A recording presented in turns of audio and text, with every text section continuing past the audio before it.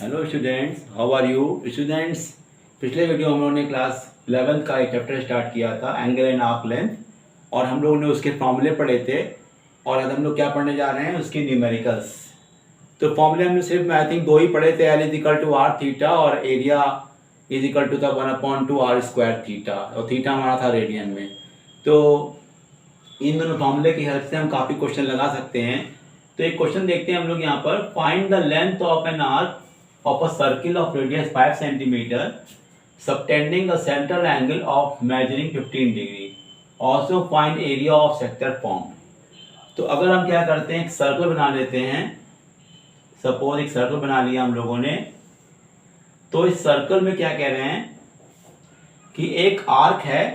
Suppose ये arc A B है और सेंटर पर ये एंगल कितना फॉर्म हो रहा है, 15 डिग्री, और रेडियस दिया है 5 सेंटीमीटर।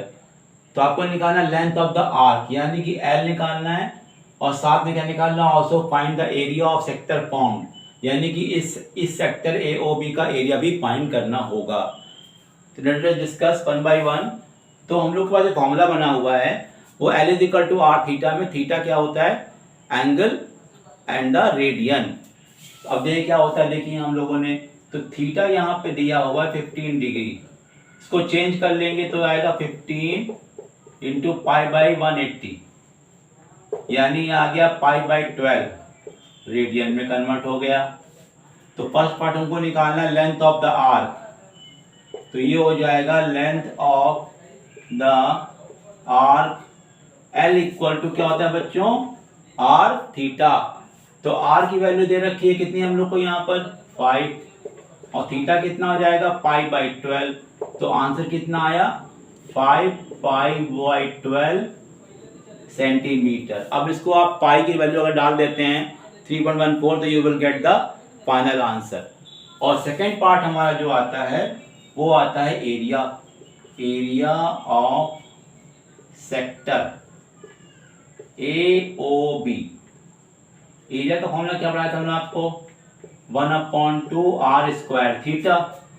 तो 1/2 हो गया, और आर हमारा 5 है, तो ये हो गया 25, और थीटा हमारा कितना आया था, थीटा हमारा आया था पाई बाई 12। तो देखते हैं यहाँ से कितना आ जाएगा, 25 पाई बाई 24, ये हो जाएगा सेंटीमीटर स्क्वायर। इस तरीके से हमारा एरिया भी निकल गया। केवल आर रखना है और रखना है थीटा, और हमें कुछ रखना नहीं है। बस यहाँ थीटा हमारा जो रहेगा वो रहेगा रेडियन में, यानी इसको हम जो भी एंगल डिग्री में दिया है उसको पाई पर 180 से इंटू करेंगे और कन्वर्ट कर लेंगे रेडियन में।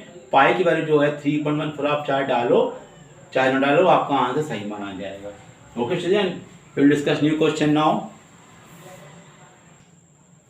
Now see the question number 2। In a circle of diameter 40 centimeter, the length of the chord is 20 centimeter. Find the length of minor arc corresponding to the chord. जैसे इसमें एक circle है, तो circle में आपको क्या दिया हुआ है, डायामीटर 40। तो हम लिख देंगे डायामीटर अगर इसका 40 सेंटीमीटर है, तो आर इसका कितना हो जाएगा बच्चों, 20 सेंटीमीटर। ओके, और इसमें एक कॉर्ड दी हुई है, कॉर्ड। तो हमने क्या किया, हमने एक बना ली यहाँ पे कॉर्ड। कॉर्ड मान लिया आपकी ए बी है, और तो ए बी की लेंथ आपको कितनी दी हुई है बच्चों, ए बी की लेंथ दी हुई है कितनी, 20 सेंटीमीटर। तो अगर हम सेंटर से आप इसको ज्वाइन कर देते हैं, मान लेते हैं, तो आप जानते हैं ये लेंथ 20 हो गई, और रेडियस भी 20 है, तो ये भी 20 होगा।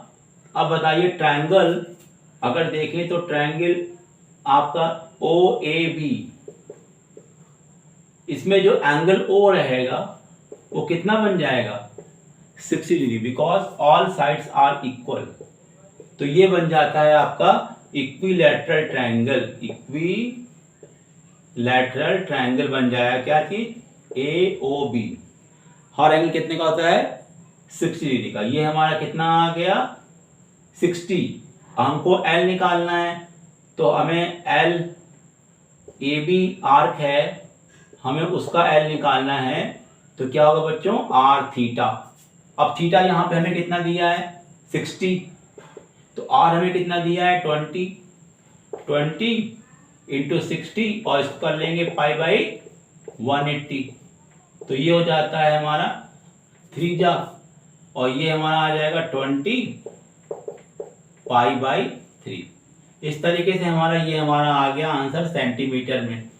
तो देखा आप लोगों ने कि इस क्वेश्चन में हम लोगों को सेंट्रल एंगल निकालना पड़ा, और उसके बाद जाके हम लोगों ने थीटा जैसे आ गया उसको डिग्री में दे रखा था, उसको बदल लिया हम लोग रेडियन में, और फिर हम लोगों ने फॉर्मूला लगा दिया L equal to are theta. एक ही फॉर्मूला लगाना है लेंथ ऑफ द आर्क के लिए, चाहे वो आर्क मेजर हो चाहे माइनर हो, कोई सी भी आर्क होगी फॉर्मूला एक ही लगेगा, आर रख दिया और रख दिया थीटा, और हमारा आंसर आ गया। Okay, next student I will see. Let us see the third question. The angle of triangle R in AP.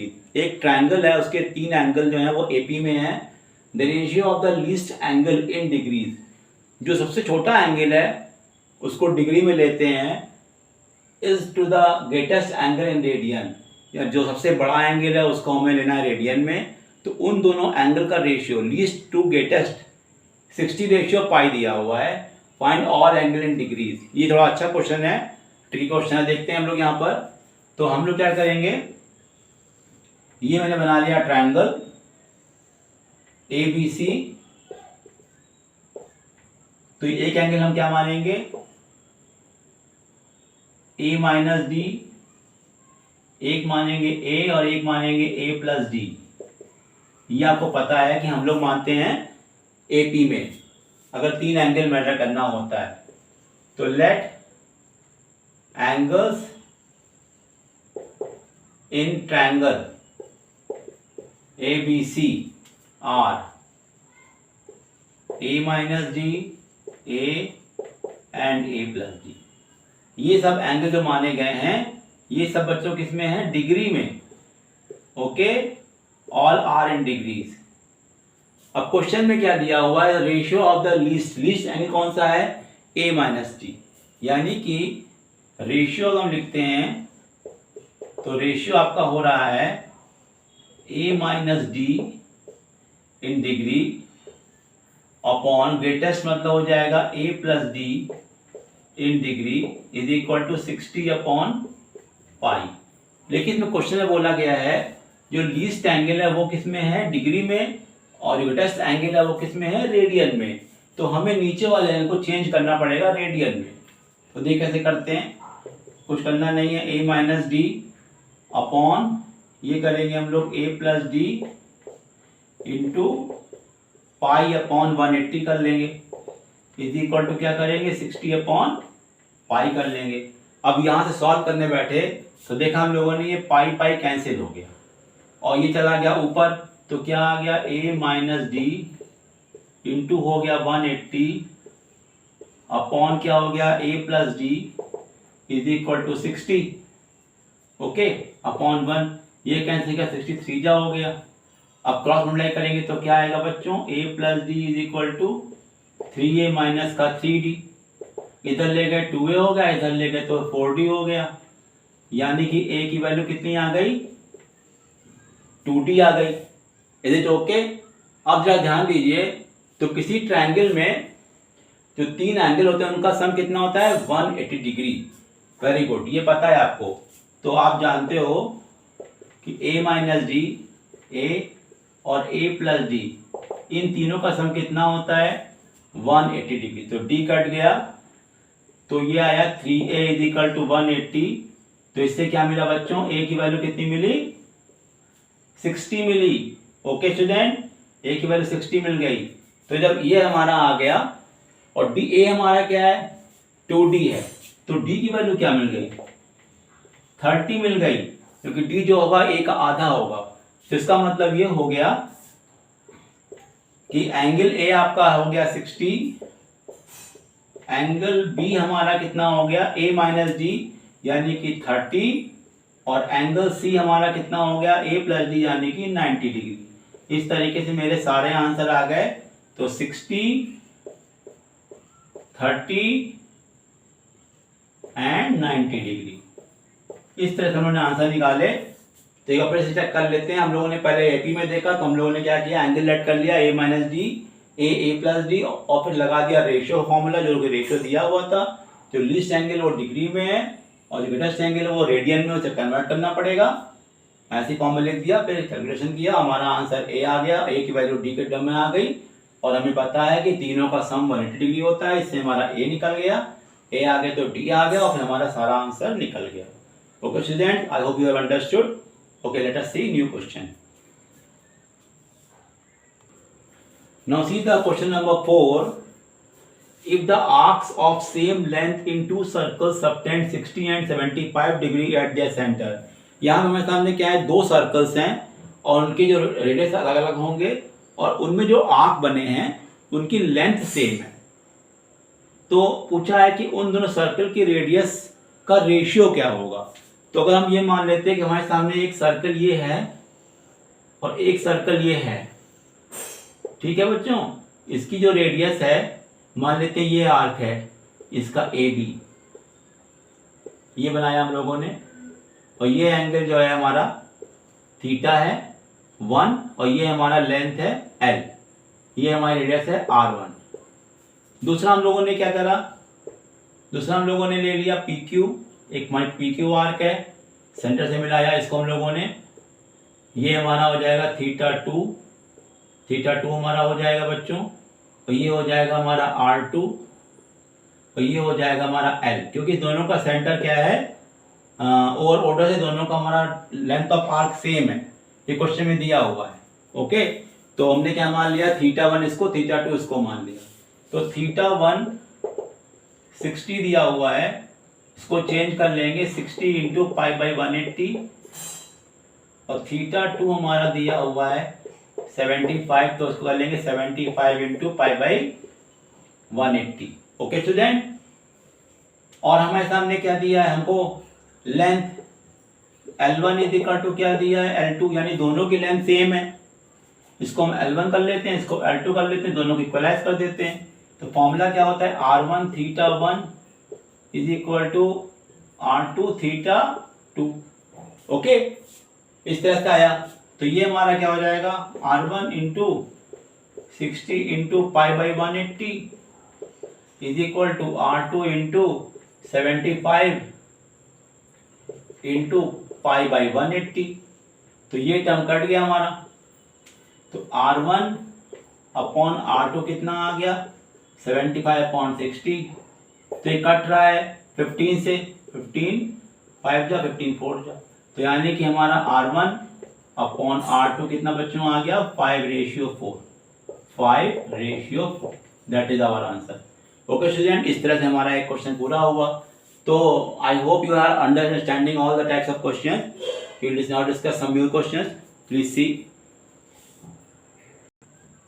Now see the question number 5. The minute hand of a watch is 1.5 centimeter long.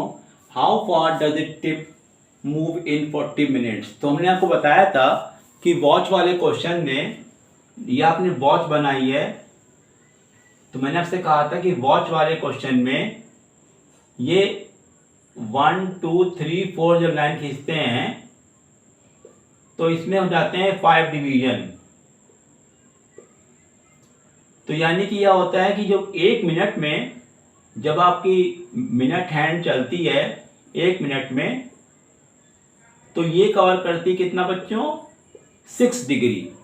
तो 1 minute में minute hand कितना portion cover करती है angular form में, 6 degree. हमने को पढ़ाया था। तो ये 40 मिनट का पूछ रहा है, तो कितना हो जाएगा, 40 इंटू 6 हो जाएगा। तो लिखिए बच्चों,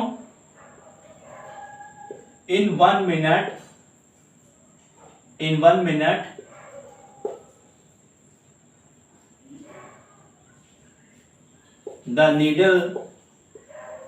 the needle moves how much, 6 degree. So in 40 minutes, तो how you will find 6 into 40, तो ये आ गया 240 डिग्री में आ गया बच्चों। अब इसे कर लेते हैं हम लोग रेडियन में, तो आ गया पाई बाई 180 से कर देंगे तो कन्वर्ट किस में हो गया, रेडियन में। तो पूछा क्या, how for does it tip, यानी हमें लेंथ ऑफ आर्क पूछा है, तो यहाँ डिस्टेंस का मतलब हो जाएगा लेंथ ऑफ आर्क। तो एल इज इक्वल टू क्या होता है, आर थीटा, आर की वैल्यू दे रखी 1.5, तो ये हो जाएगा आपका 240 इंटू पाई बाई 180, ये 0 0 कट गया, 6 4 जा और 6 3 जा, 1 हटा तो 0 आ गया यहाँ पे, 3 5 जा, और ये हो गया हमारा 5 इंटू 4 20 पाई अपॉन 10, ये भी कट गया। तो मेरा आंसर बच्चों कितना फाइनल आया, 2 पाई आया ये एक तरीके से। तो अगर आप देखेंगे 2 पाई हमारा centimetre. Okay student, I hope you have understood. Please see the video clearly and you must know your doubts, और अपने डाउट्स को हमसे शेयर करिएगा और अपने व्यूज दीजिएगा, लाइक दीजिएगा, चैप्टर को अच्छे समझिए। Okay student, one more question I have to do, let us discuss. No see, this is the last question for today video and आप लोगों ने अगर चैनल को ना देखा हो तो सब्सक्राइब करिए चैनल को, जिससे कि आपको नए नए वीडियो मिलते रहें। और ये लास्ट क्वेश्चन को देखिए, बड़ा ही अच्छा और इंटरेस्टिंग क्वेश्चन है। Find the angle between the minute hand of a clock and the hour hand when the time is 7:20 AM। यानी घड़ी में अगर 7 बज के हो रहे हैं 20 मिनट, तो उस सिचुएशन में आवर हैंड और मिनट हैंड के बीच में कितना एंगल बनेगा। तो ज़रा आप देखते हैं हम लोग, अगर मैंने ये घड़ी बना ली, तो इस घड़ी में आप एक चीज़ नोटिस करिए, ये आपका मान लिया 7 है और ये लिखा है आपका 4। तो घड़ी की सुई आपकी इस तरह से कुछ रहेगी, तो यानी आपको ये वाला एंगल निकालना है। ओके स्टूडेंट, और इसमें याद रखिएगा यहां पे क्या रहेगा आपका 6 और यहां रहेगा 5, और हर एक के बीच में मान लिया यहां पे 4 कर देते हैं, ये 4 है। तो इस तरीके से आप जानते हो कि यहाँ पे 1 2 3 4 यहाँ डिवीजन होंगे, 1 2 3 4 यहाँ भी होंगे, 1 2 3 4 यहाँ भी होंगे। तो हमको ये वाला एंगल निकालना है, बीच का एंगल। तो एक चीज हम लोग पहले देखते हैं कि 4 to 5 में हमारे पास 5 डिवीजन है, 5 to 6 में 5 डिवीजन है, 6 to 7 में 5 डिवीजन है। तो ये तो हो गया कि 5 5 10 और 5 15 डिवीजन मिनट हैंड को चलने पड़ेंगे। कोई बंडल लें, चाहे हम ये वाले लें चाहे ये वाले। तो अगर हमें इतना हम देखें कि यहाँ तक 7 तक का देखें, तो 4 से 7 तक के बीच में 5 स्मॉल डिवीजन हैं कि नहीं है, हैं। तो हमको पता है कि 1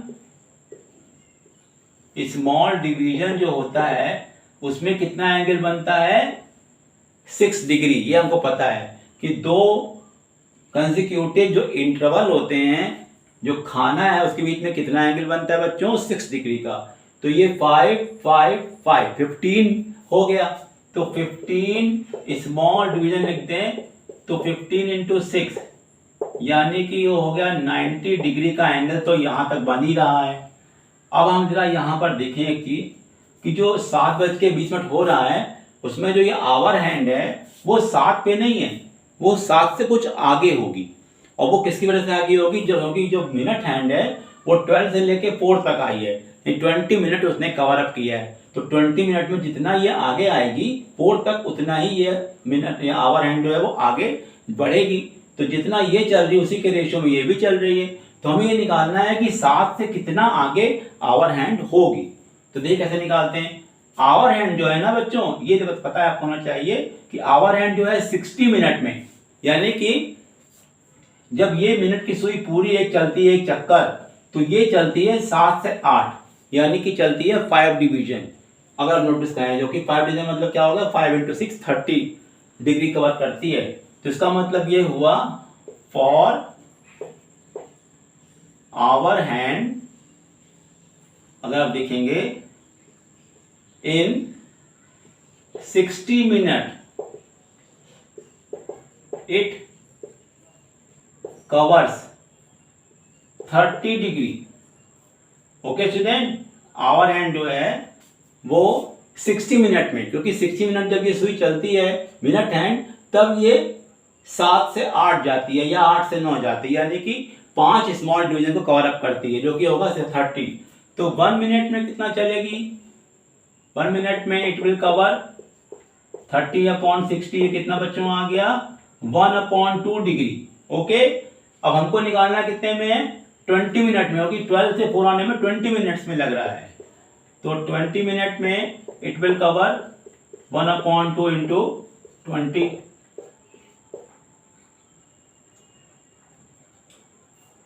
10 degree. Total angle will be 90 + 10, how much? 100 degree. That is our answer, क्योंकि हमें ये 90 में 10 प्लस करना होगा। Okay students, that's all. Okay, let us discuss some more topics in the new video of trigonometry. Okay students, all the best.